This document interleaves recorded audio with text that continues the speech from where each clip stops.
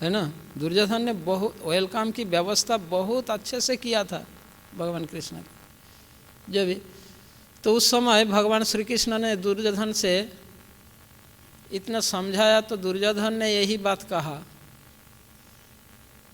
कि वासुदेव, धर्म क्या है और अधर्म क्या है मैं जानता हूँ। कृष्ण से कहा दुर्योधन, महाभारत में वर्णन है कि वासुदेव, धर्म क्या है और अधर्म क्या है ये मैं जानता हूँ, पर धर्म में मेरा प्रवृत्ति होता ही नहीं और अधर्म से मैं निवृत्त नहीं हो पाता, तो मैं क्या करूं। कृष्ण ने कहा ऐसा क्यों होता है। दुर्योधन ने कहा पता नहीं, जो भगवान सभी के हृदय में है वो भगवान मेरे हृदय में भी है। जो भगवान सभी के हृदय में है वो भगवान मेरे हृदय में भी है। मेरे को धर्म में प्रवृत्त नहीं करते तो मैं क्या कर सकता। मेरे को वो जगह जब पढ़ा मैं महाभारत में, मेरे को बहुत हंसी लगा।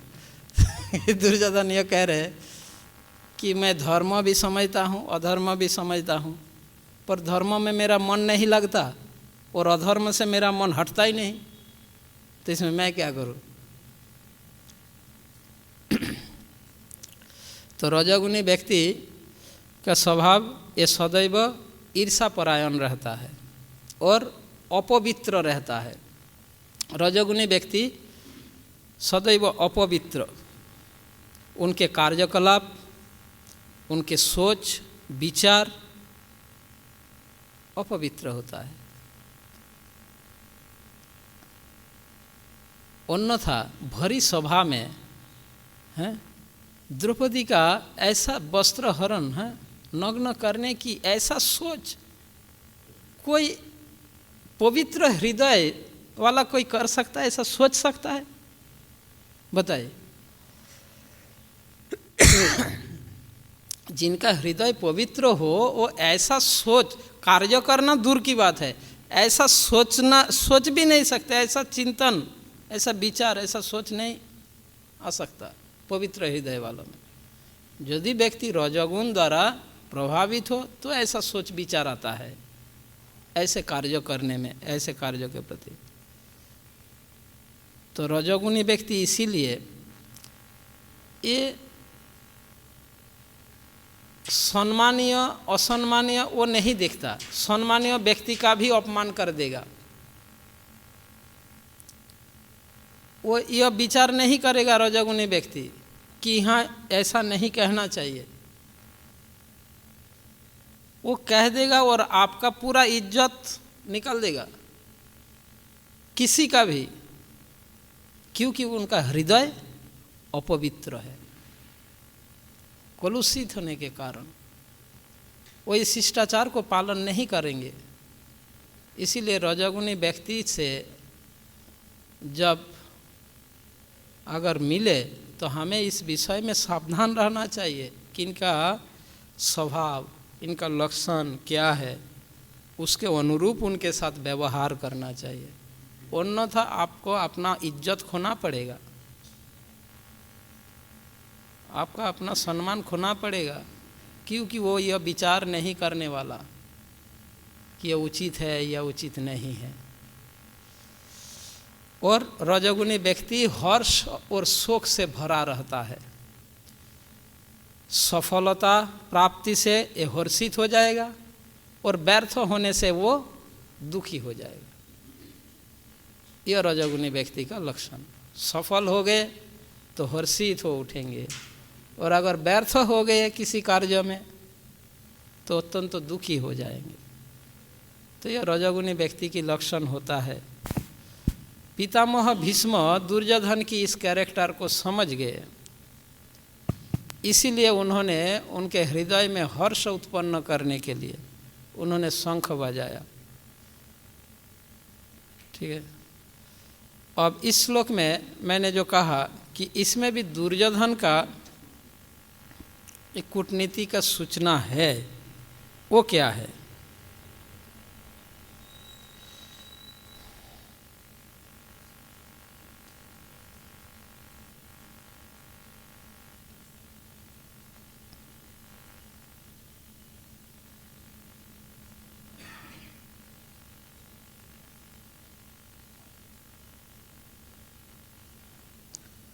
तात्पर्य पढ़ते हैं। ऐसा मुझे लगता है कि मैं पहले इस श्लोक में भी एक उनका कूटनीति का सूचना मिला था, इसीलिए कहा था। मैं एक बार तात्पर्य पढ़ता हूँ। कुरुवंश के वयोवृद्ध पितामह अपने पुत्र दुर्योधन का मनोभाव जान गए और उसके प्रति अपनी स्वाभाविक दयावश उन्होंने उसे प्रसन्न करने के लिए अत्यंत उच्च स्वर से अपना शंख बजाया, जो उनकी सिंह के समान स्थिति के अनुरूप था। अप्रत्यक्ष रूप में शंख के द्वारा प्रतीकात्मक ढंग से उन्होंने अपने हताश पुत्र दुर्योधन को बता दिया कि उन्हें युद्ध में विजय की आशा नहीं है, क्योंकि दूसरे पक्ष में साक्षात भगवान श्री कृष्ण है। फिर भी युद्ध का मार्गदर्शन करना उनका कर्तव्य था और इस संबंध में वे कोई कसर नहीं रखेंगे। तो पितामह भीष्म के शंख बजाने के पीछे तात्पर्य यह है जो प्रभुपाद जी यहाँ पर व्याख्या किए हैं। पितामह भीष्म दुर्योधन को यह कहना चाहते हैं, यह सूचना देना चाहते हैं कि तुम जिस बात को लेकर टेंशन ले रहे हो, तुम बिल्कुल टेंशन मत लो। मैं तो युद्ध में कोई कसर नहीं रखूँगा, यथासाध्य मैं करूँगा। फिर भी तुम्हारा युद्ध में विजय का कोई संभावना नहीं है, क्योंकि दूसरे पक्ष में कृष्ण स्वयं है, इसलिए तुम्हारे युद्ध में विजय का कोई संभावना नहीं है। अब 13वें श्लोक से लेकर 18वें श्लोक है ना, इन 5 श्लोकों में पांडव पक्ष के भिन्न भिन्न योद्धाओं के शंख का नाम, शंख ध्वनि, शंख बजाया, इसका वर्णन हुआ है, जिससे यह पांडवों का विजय सूचना को सूचित कर रहे हैं। पांडवों का विजय निश्चित है, यह सूचित किया जा रहा है। ऐसा प्रश्न भी आ सकता है या नहीं। पांडवों के विजय सूचक चिन्ह, संकेत, 6 संकेत, उनमें से एक है दिव्य शंख ध्वनि, जो आगे हम पढ़ेंगे आएगा। दिव्य शंख ध्वनि पांडवों के विजयों का संकेत है और इसका वर्णन 13वें श्लोक से शुरू हो रहा है। तत शंखश्च भैर्यश्च पनवानक गोमुखा सहसैव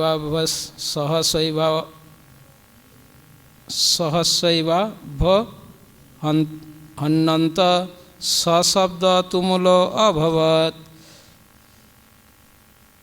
तत्पश्चात शंख, नगाड़े, बिगुल, तुरही तथा सिंह सहसा एक साथ बज उठे। वह समवेत स्वर अत्यंत कोलाहलपूर्ण था। ततसेतोई हययुक्तोई महति सांदने स्थितो माधव पांडवश्चैव दिव्यौ शंखो प्रदद्मतु। दूसरी ओर से श्वेत घोड़ों द्वारा खींचे जाने वाले विशाल रथ पर आसीन कृष्ण तथा अर्जुन ने अपने अपने दिव्य शंख बजाए।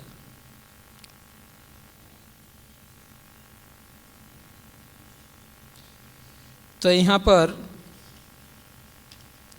14वें श्लोक में संजय ने महाराज धृतराष्ट्र के दूसरा प्रश्न का उत्तर दे रहे हैं। प्रश्न के दूसरा पार्ट, महाराज धृतराष्ट्र पहला श्लोक में पूछे थे मेरे पुत्र और पांडु के पुत्र क्या कर रहा है, उनके पुत्र क्या कर रहा है अब तक बता रहे थे। अब पांडु के पुत्र क्या कर रहा है उसका वर्णन शुरू हुआ इस श्लोक से, 14वें श्लोक से। प्रश्न के दूसरा भाग, दूसरी ओर से श्वेत घोड़े द्वारा खींचे जाने वाले विशाल रथ पर आसीन कृष्ण तथा अर्जुन ने अपने अपने दिव्य शंख बजाए।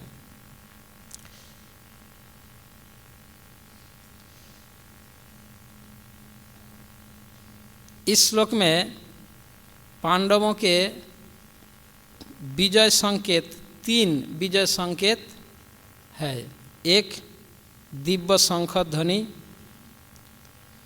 दूसरा दिव्य रथ और तीसरा माधव, स्वयं भगवान माधव। पांडवों के विजयों का ये 3 संकेत है इस श्लोक में। आपको 6 देना है ना, तो इस श्लोक में आपको 3 संकेत मिल गया। माधव, दिव्य रथ और दिव्य शंख। माधव शब्द का अर्थ भगवान के नाम, भगवान कृष्ण के नाम माधव है ना। माधव शब्द को विश्लेषण करने से माँ तथा धव ये दोनों शब्द मिलकर माधव शब्द उत्पन्न होता है। माँ अर्थात माता लक्ष्मी और धव शब्द का अर्थ पति। धव मतलब पति। जैसे पतिहीना महिला को क्या कहते हैं? विधवा। पति के साथ रहने वाले महिला सधवा। तो धव शब्द का अर्थ पति। माधव जगत माता, माँ मतलब जगत माता, उनके पति यानी भगवान माधव, माता के पति, माँ के पति माधव। और यहाँ माता लक्ष्मी यानी विजय लक्ष्मी। जहाँ पति है, पत्नी उनको ही अनुसरण करेंगी। और तो माधव जहाँ है तो माता विजय लक्ष्मी क्या उनसे अलग रहेंगी? यही संजय महाराज धृतराष्ट्र को सूचित कर रहे हैं कि माधव है पांडव पक्ष में, यानी विजय लक्ष्मी वहीं पे होगा। और संजय अंत में यही कहेंगे ना, गीता के अंत में, यत्र योगेश्वर कृष्ण यत्र पार्थ धनुर्धर। तो यहाँ पर यह माधव शब्द द्वारा संजय पांडव पक्ष के विजयों का संकेत कर रहे हैं, माधव। और दूसरा दिव्य रथ। अर्जुन के अतिरिक्त किसी के पास दिव्य रथ नहीं था, है ना।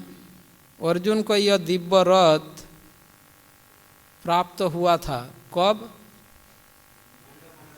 खांडव प्रस्थ में अग्निदेव से, है ना, अग्निदेव से प्राप्त हुआ था। तो यह दिव्य रथ पांडव पक्ष के विजयों का दूसरा संकेत है।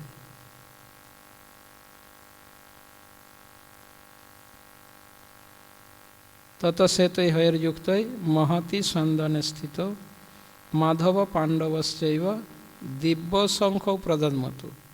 और दिव्य शंख, दिव्य शंख ध्वनि, कौरव पक्ष में एक भी दिव्य शंख नहीं है, जबकि पांडव पक्ष में दिव्य शंख है।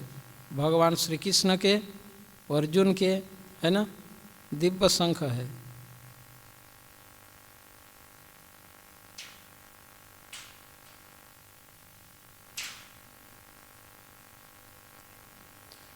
इस श्लोक में संजय ने कहा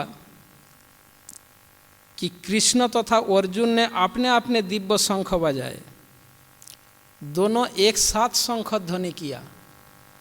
संजय महाराज धृतराष्ट्र से कहते हैं यह भी एक तात्पर्यपूर्ण है, ये विजय संकेत है, चौथा विजय संकेत। कृष्ण और अर्जुन दोनों एक साथ शंख ध्वनि किए, ये पांडवों के विजय संकेत का चौथा विजय संकेत है। संजय महाराज धृतराष्ट्र को सूचित कर रहे हैं कि इन दोनों के मित्रता को सूचित करने के लिए कृष्ण स्वयं भगवान है और अर्जुन के साथ उनके मित्रता, तो अगर किसी के साथ भगवान की मित्रता है तो वो पराजित कैसे हो सकता है। तो इस प्रकार के पांडवों के विजय संकेत दोनों एक साथ शंख ध्वनि करना, मित्रता की संबंध, यह सूचित करके महाराज धृतराष्ट्र को यह ज्ञात करवा रहे हैं कि पांडव पक्ष का विजय निश्चित है। यदि कोई भगवान के साथ मित्रता करना चाहते हैं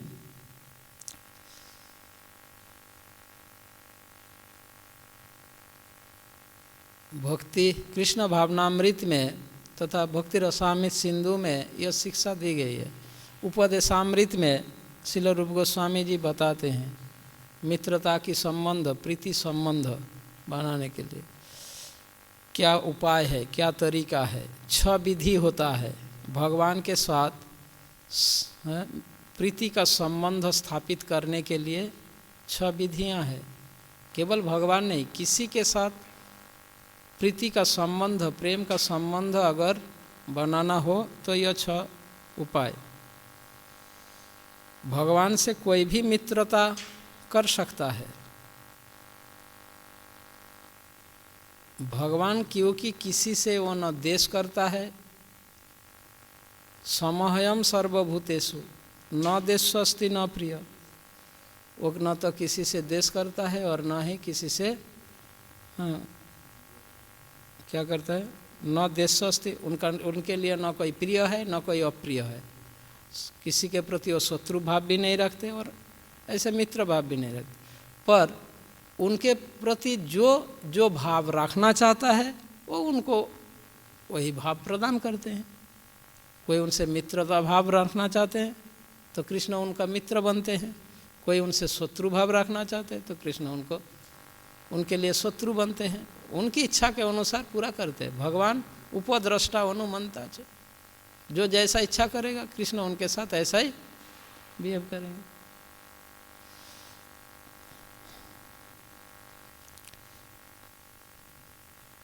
संजय यहाँ पर महाराज धृतराष्ट्र को वही संकेत दे रहे हैं कि अर्जुन और कृष्ण की मित्रता।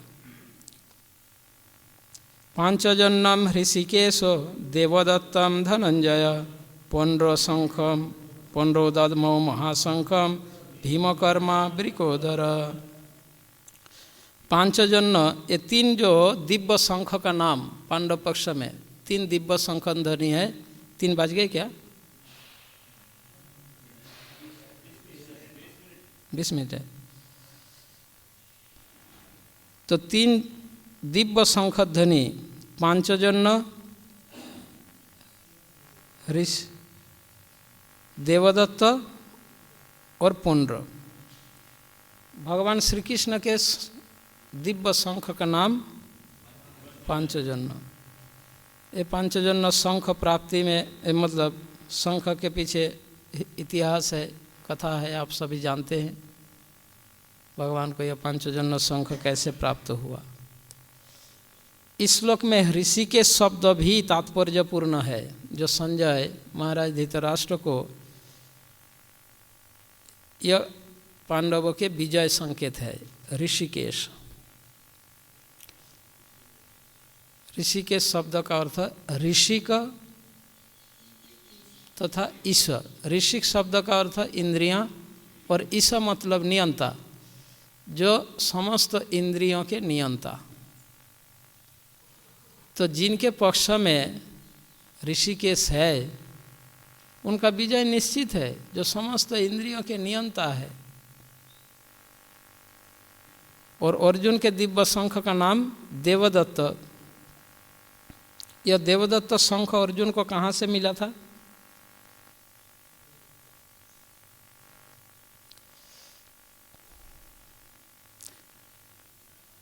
खांडव प्रस्थ दहन के समय खांडव वन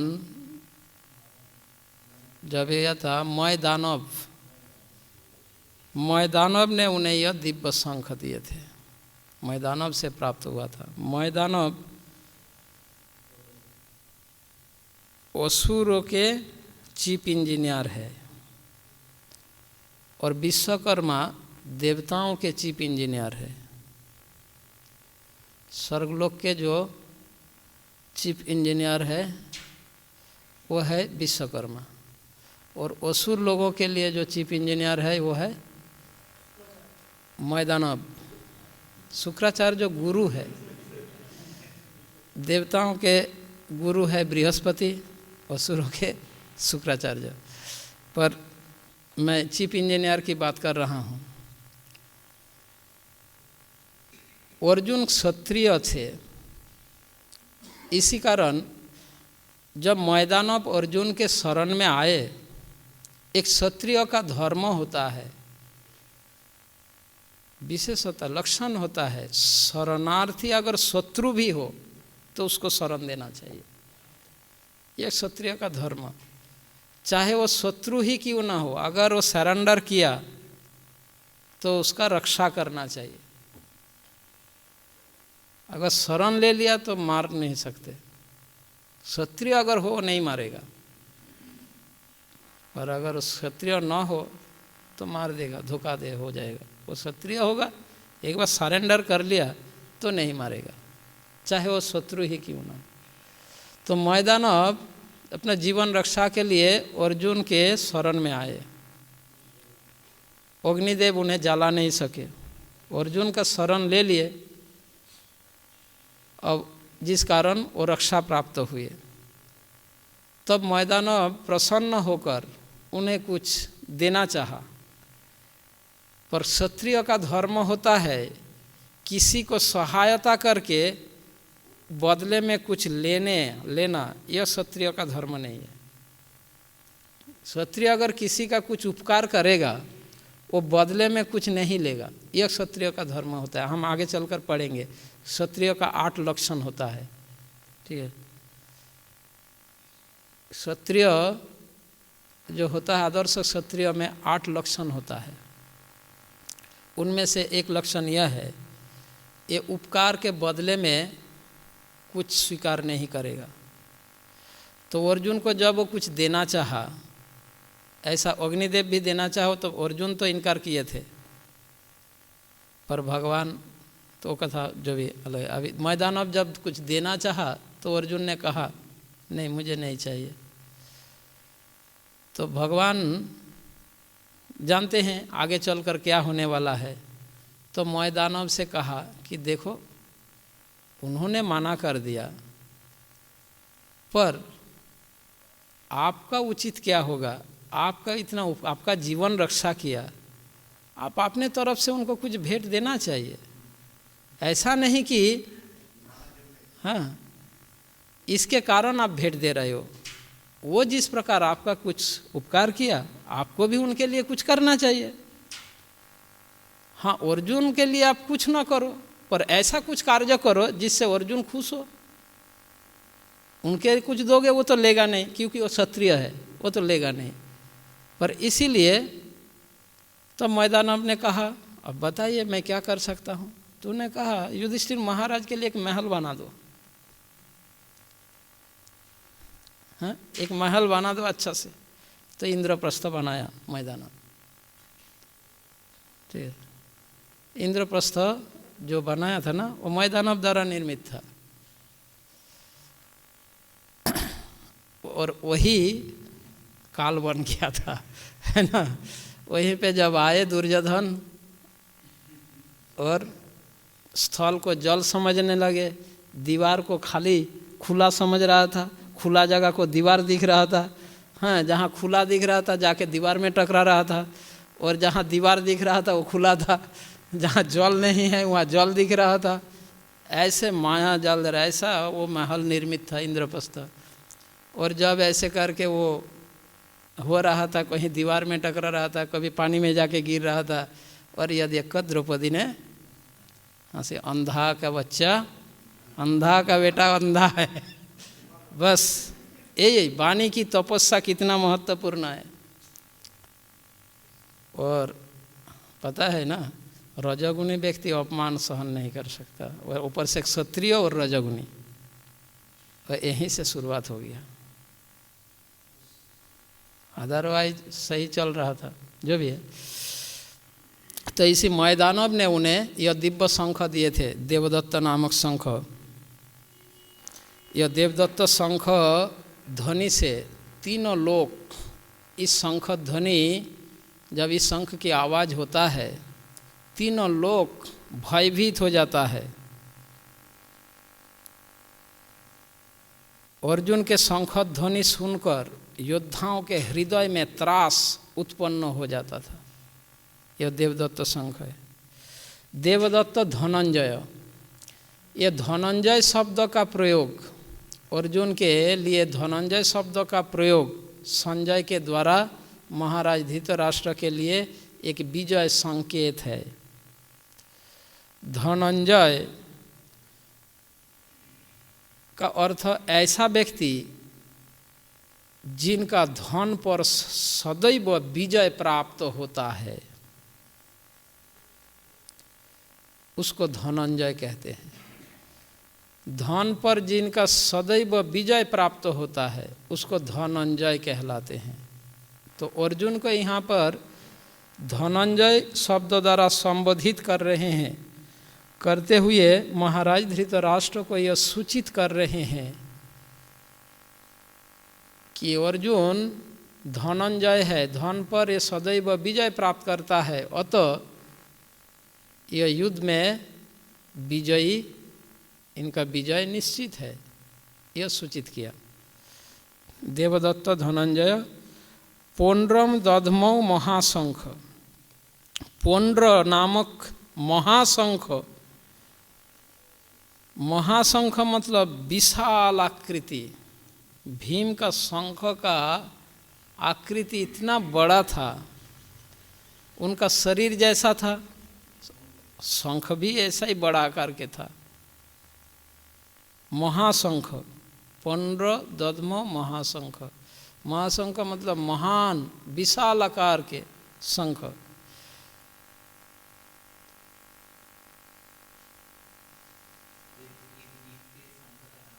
किसका? पौंड्र, पौंड्र। ये शंख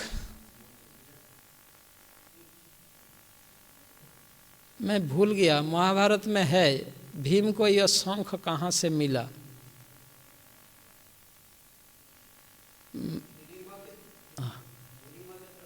नहीं,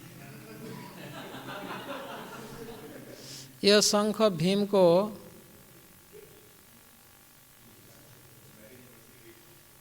आइडिया करके बोल के तो फायदा नहीं, मैं भूल गया, एक बार देख के बताना पड़ेगा। तो भीम के शंख भी दिव्य शंख था, दिव्य शंख था ये। और भीम को यहाँ पर भीमकर्मा और ब्रिकोदर, ये दो शब्द द्वारा संबोधित किया गया। भीमकर्मा, भीमकर्मा का अर्थ, भीम शब्द का अर्थ होता है भयानक। भीम शब्द का अर्थ भयानक, और कर्मा मतलब कर्म करने वाला, भयानक कर्म करने वाला। और वास्तव में भीम जो कार्य करता था वो भयानक कार्य होता था।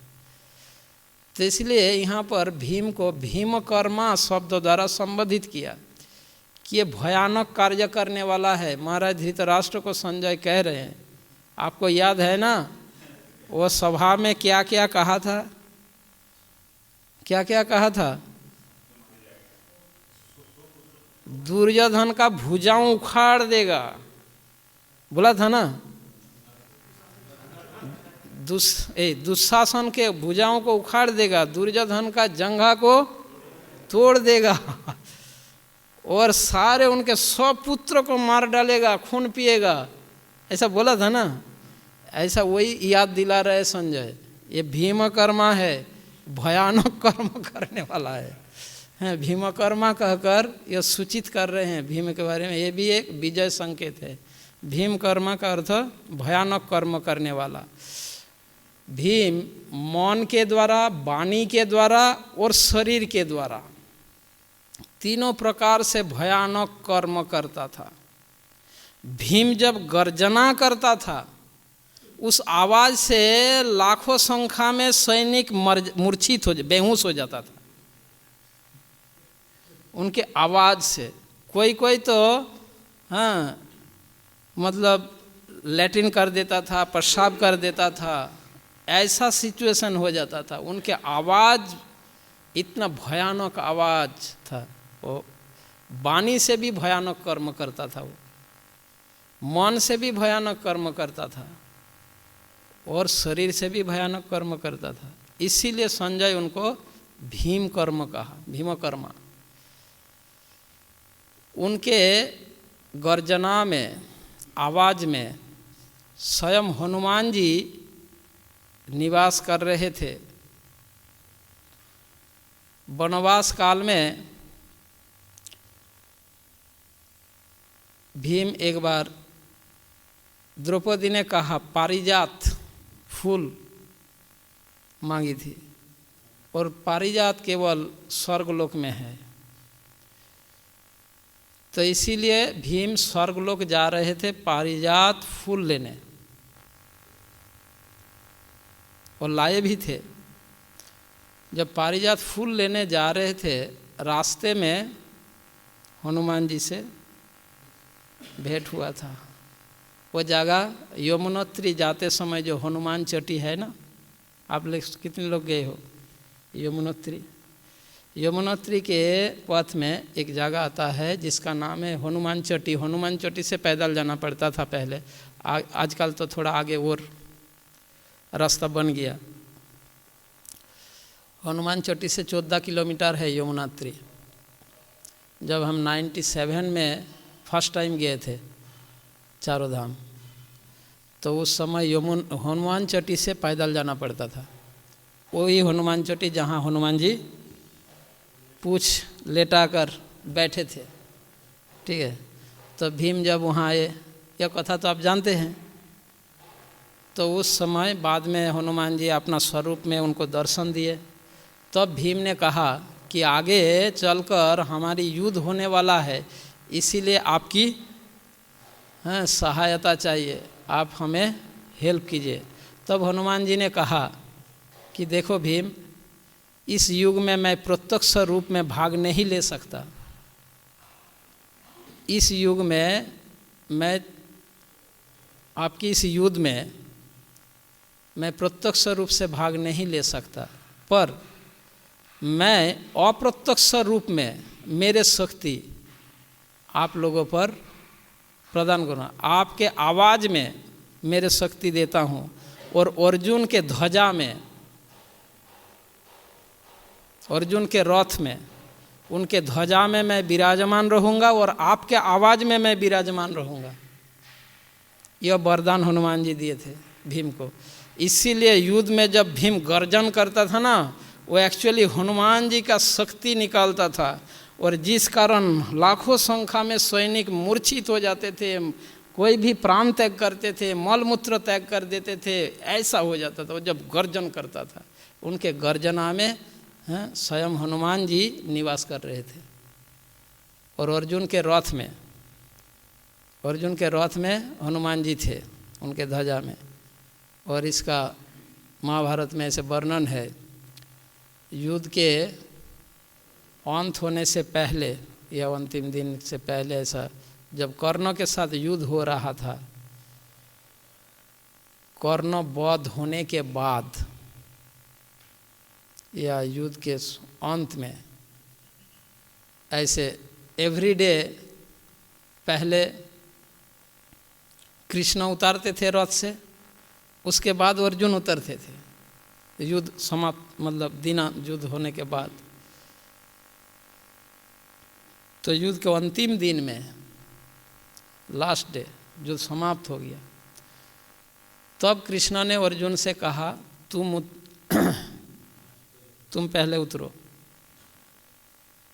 कृष्ण ने अर्जुन से कहा। इसके पहले प्रत्येक दिन कृष्ण पहले उतरते थे, फिर अर्जुन उतरते थे। पर उस दिन कृष्ण ने अर्जुन से कहा पहले तुम उतरो, पार्थ तुम पहले उतरो। तो अर्जुन ने कहा क्यों? और बताता हूँ, उतरो और थोड़ी दूर जाके खड़े हो। हाँ, थोड़ी दूर जाके खड़े हो जाओ। तब जाके वो कृष्ण के कहने के अनुसार थोड़ी दूर जाके खड़े, और कृष्ण जैसे ही उतरे वो रथ प्लुम ब्लास्ट हो गया, जैसे वो बम लगा हुआ था ऐसा लग रहा है। बाद में कृष्ण ने समझाया उनको कि एक्चुअली अब तक तुम्हारी रथ की रक्षा कौन कर रहा था? हनुमान जी। उस समय बताया था भगवान कृष्ण ने। और वो बात याद दिलाया अर्जुन को कि एक जिस दिन कर्ण के साथ युद्ध हो रहा था, कर्ण के बाण से तुम्हारा रथ 10 पग पीछे जा रहा था, और तुम्हारे बाण से कर्ण का रथ 100 पग पीछे जा रहा था। उस दिन भगवान कृष्ण कर्ण को बहुत प्रशंसा कर रहे थे कि कर्ण सच में तुम बहुत ही बड़े वीर हो। और अर्जुन समझ नहीं पा रहे थे कि मैं उसका रथ को 100 फीट पीछा कर रहा हूँ, वो मेरे रथ को 10 फीट पीछे कर रहे हैं, तो इसलिए उसका इतना गुणगान कर रहे हैं, और मैं जो उसको 100 फीट पीछा कर रहा हूँ इसके लिए कुछ नहीं बोल रहे हैं, केवल उनका गुणगान कर रहे हैं। तो भगवान ने कहा उस समय तुम यह सोच रहे थे पर मैंने बताया नहीं, अब बताता हूँ। कर्ण के रथ पे कोई नहीं था, वो अकेला था, पर तुम्हारे रथ में मैं स्वयं हूँ, हनुमान जी है, तुम हो, फिर भी तुम्हारे रथ को वो 10 हाथ पीछे कर रहा था, ऐसा उनका बाण। अब सोचो उनका शक्ति क्या है। और तुम्हारे रथ में हम सब होते हुए भी तुमने 100 फीट पीछा किया, ऐसा कौन सा बड़ा काम कर दिया। तो अर्जुन के एक्चुअली उनके मन में जो थोड़ा गर्व, जो अभिमान आया था, उसको दूर करने के लिए भगवान ने लीला किया। जो भी है, तो कहना संदर्भ यह है, हनुमान जी दिव्य रथ अर्जुन के रथ पर आसीन थे। एक विजय सूचक संकेत है, वो आएगा शब्द, कपिध्वज शब्द आएगा, है ना, कपिध्वज शब्द आएगा, अभी नहीं आया, वो है 20वें श्लोक में, धार्तराष्ट्रान कपिध्वज, 20वें श्लोक में कपिध्वज। कपि मतलब हनुमान जी, इनके ध्वजा में कपि हनुमान जी विराजमान है। ठीक है, तो यहाँ तक हम रखते हैं। श्लोक संख्या कहाँ तक किया हमने? 15 तक। अब 16 से लेके 18, 16, 17, 18 तीनों श्लोकों में पांडव पक्ष के अन्य सैनिकों का शंखध्वनि का वर्णन हुआ है। 19वीं श्लोक विजय संकेत और वर्णन हुआ। भीष्म जब शंखध्वनि किया, कौरव पक्ष के सैनिकों ने जब शंखध्वनि किया, तब पांडव पक्ष के सैनिकों के हृदय में कोई प्रभाव नहीं आया। पर जब पांडव पक्ष के शंखध्वनि हुई तो कौरव पक्ष के सैनिकों का हृदय विदीर्ण होने लगा, भय उत्पन्न होने लगा। तो यह संजय का यह कहना, यह एक विजय संकेत है ना। तो वो बात आएगा 19वीं श्लोक में। तो कल हम पढ़ेंगे 16 से 23 तक, कल हम पूरा करेंगे 16 से 23 तक, कम से कम 16 से 23 तक कम से कम करना चाहिए। आप लोगों के लिए कुछ होमवर्क दूं क्या? हाँ, अरे इसमें जो होमवर्क है, इसके अतिरिक्त आप होमवर्क करना पसंद करेंगे तो मैं दे सकता हूँ।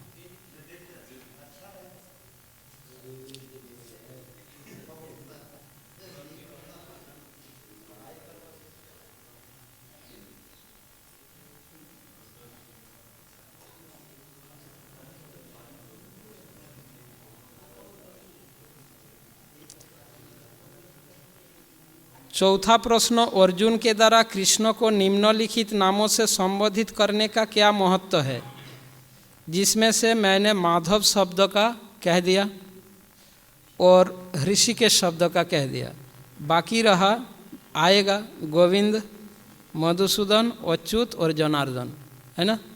तो इसका भी जब आएगा ये शब्द तब बता देंगे। हाँ ये तो आएगा, अभी तक आया नहीं। धनंजय इसका हो गया, हाँ धनंजय शब्द का हो गया। तो जो अब तक हम चर्चा कर चुके हैं उसके आधार पर एक होमवर्क के लिए एक क्वेश्चन देता हूँ। जो लोग कृष्ण भावना भावित नहीं हैं वे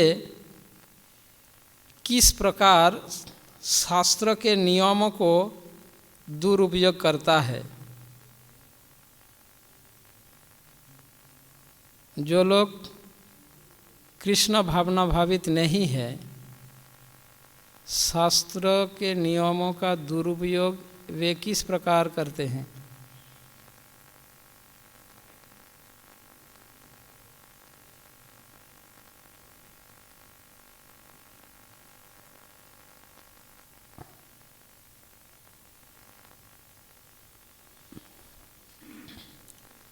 कृष्ण भावनामृत में, कृष्ण भावनामृत संघ में, मतलब इस्कॉन में, कृष्ण भावनामृत संघ में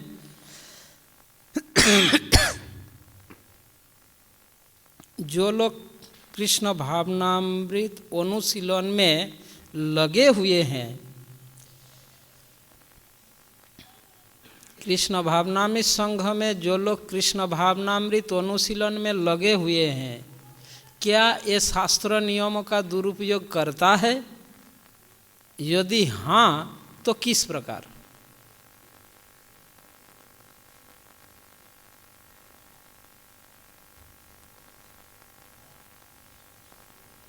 कृष्ण भावनामृत संघ में जो लोग कृष्ण भावनामृत अनुशीलन में लगे हुए हैं, क्या वे लोग शास्त्र नियमों का दुरुपयोग करता है? यदि हाँ तो किस प्रकार? ठीक है,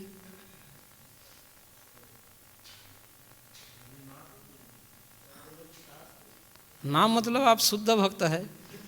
अगर आप शुद्ध भक्त नहीं है तो हाँ होगा, और हाँ तो किस प्रकार हाँ लिखना है।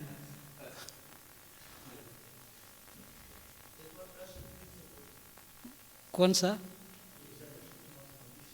कृष्ण भावनामृत संघ में जो लोग कृष्ण भावनामृत अनुशीलन में लगे हुए हैं, नियोजित है, वे किस प्रकार वे शास्त्र नियमों, क्या ये शास्त्र नियमों का दुरुपयोग करता है? यदि हाँ तो किस प्रकार?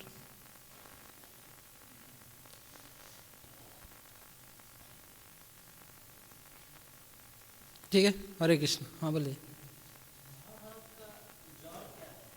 महाभारत का जड़ मतलब महाभारत कहाँ से आई?